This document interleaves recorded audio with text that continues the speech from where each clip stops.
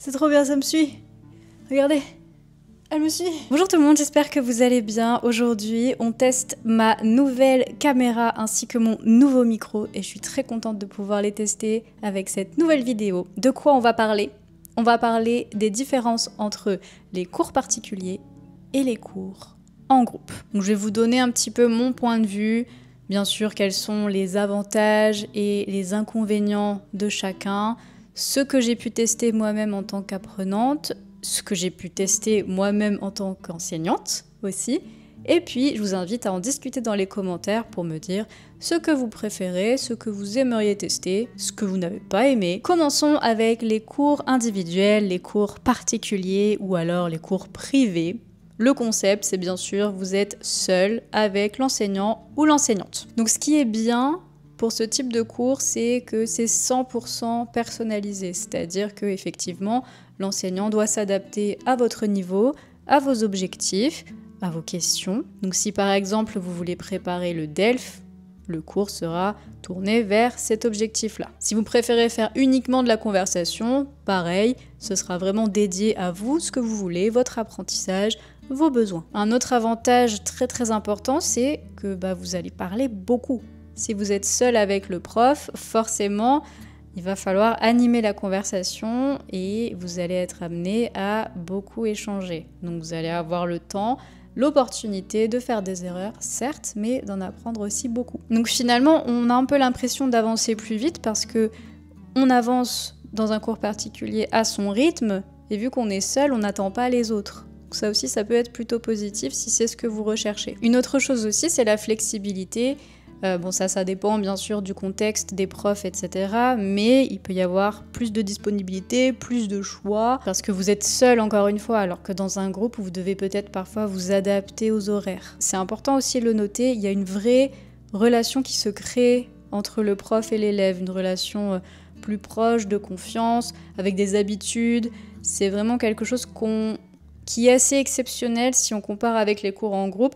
On peut trouver une dynamique dans les cours en groupe, bien sûr, mais je pense que pour les cours individuels, elle est beaucoup plus forte. Donc voilà, ça c'est pour les côtés positifs, selon moi. Vous me direz dans les commentaires si vous pensez à autre chose. Concernant les côtés négatifs, c'est bien évidemment plus cher que les cours en groupe. C'est logique puisque vous êtes seul. Donc forcément, c'est un moment privilégié, encore une fois, le cours sera donc plus cher s'il est individuel. Et c'est normal. Autre chose qui peut être vue comme négatif, c'est qu'il y a moins d'échanges variés, c'est-à-dire que vous allez entendre la même personne parler français ou une autre langue si vous apprenez une autre langue. Et donc vous allez vous habituer à cette personne et être moins confronté à des accents différents, à des manières de parler différentes, des âges différents, des milieux sociaux différents aussi. Donc ça peut être un avantage parce que vous avez ce sentiment de confiance, vous avez cette confiance pour parler, pour vous exprimer dans la langue, mais ça peut aussi être un inconvénient si vous pensez que peut-être vous serez moins exposé à la langue dans sa diversité, en fait. C'est pour ça que c'est important de faire aussi un travail soi-même en se confrontant à du contenu sur YouTube, par exemple, avec différentes personnes qui parlent la langue et, si possible, avoir d'autres échanges dans cette langue cible. Le dernier inconvénient, ça dépend vraiment de la personnalité de chacun. Ça va être que vous pouvez vous sentir seul. Donc c'est vrai que la dynamique de groupe, elle n'est pas là en cours particulier par définition, donc parfois ça peut être un peu long aussi, ça peut être plus fatigant. Mais ça, je pense que ça dépend vraiment de chacun. Il y a des gens qui préfèrent être seuls et d'autres qui préfèrent être dans un groupe. Donc c'est plus ou moins un inconvénient, ça dépend. Ok, maintenant si on passe aux cours en groupe, vous êtes prêts? Dans les cours en groupe, je pense que pour les avantages, c'est qu'il y a une ambiance qui est vraiment motivante, plus sociale. Au début, c'est toujours un peu bizarre, personne se connaît, on n'ose pas trop, mais quand on crée une habitude de groupe, ça peut vraiment devenir très sympa et un rendez-vous que tout le monde apprécie. Donc là, contrairement aux cours individuels, les échanges sont un petit peu plus riches parce que déjà, il y a plus d'opinions différentes, il y a aussi plus d'accents différents, de vocabulaire différent, donc on est plus confronté à cette diversité qui manquait dans les cours individuels. Ce qui peut être aussi important, c'est les activités. Parce que c'est vrai qu'en cours particulier, ça tourne toujours un peu autour de quelque chose d'individuel, évidemment, donc des échanges de conversations, des questions, parfois des jeux, mais c'est plus difficile que d'organiser des jeux quand on est dans un groupe.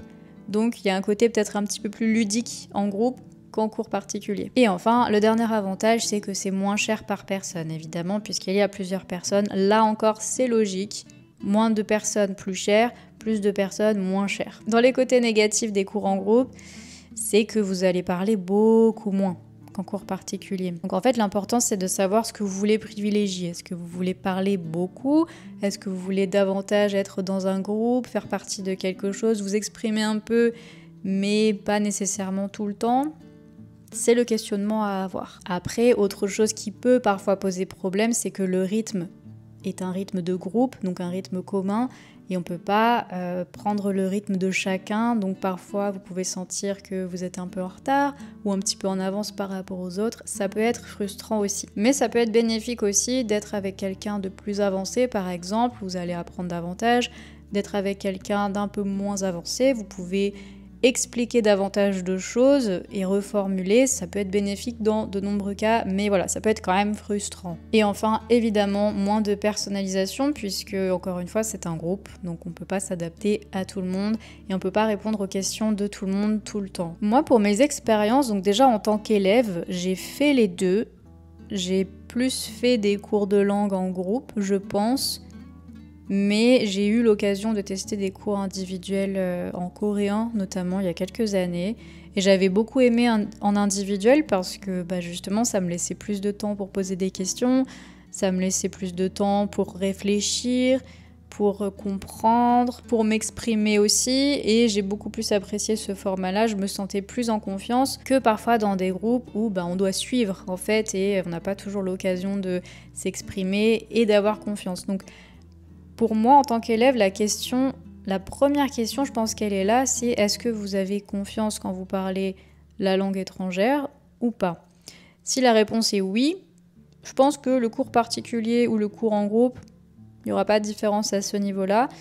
Mais c'est vrai que si la réponse est non, pour moi, je crois que c'était plus facile d'avoir un cours particulier pour commencer que de commencer directement avec d'autres personnes à parler la langue ou à essayer mais ne pas oser. Après, en tant que prof, j'ai aussi fait les deux. Donc actuellement, je fais plus des cours individuels, mais j'envisage de remettre en place des cours en groupe en septembre, donc restez pas trop loin. Le travail est différent, les relations sont différentes. Pour moi, c'est un petit peu plus stressant de gérer les groupes parce que justement, il faut faire attention à ce que tout le monde puisse avoir la parole, à ce que ça fonctionne pour tout le monde. Donc c'est, de mon point de vue, un peu plus stressant, mais aussi extrêmement intéressant parce qu'on a des opinions différentes, on a des gens différents, des histoires différentes. Donc c'est vraiment un moment en fait que j'apprécie, mais en même temps qui me fait peur. C'est très bizarre.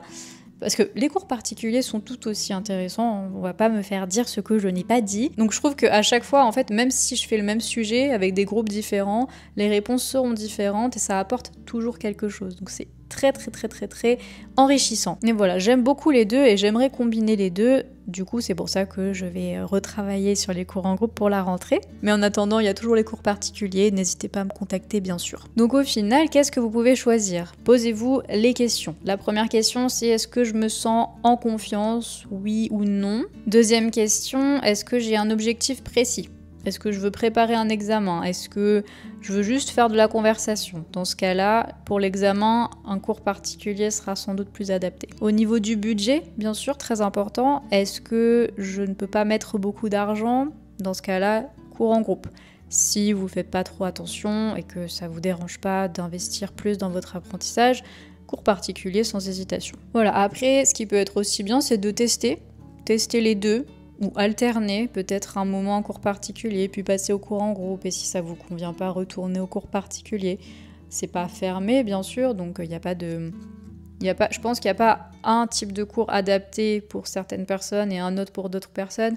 Ça dépend aussi du groupe, ça dépend aussi de l'enseignant, ça dépend de beaucoup de choses.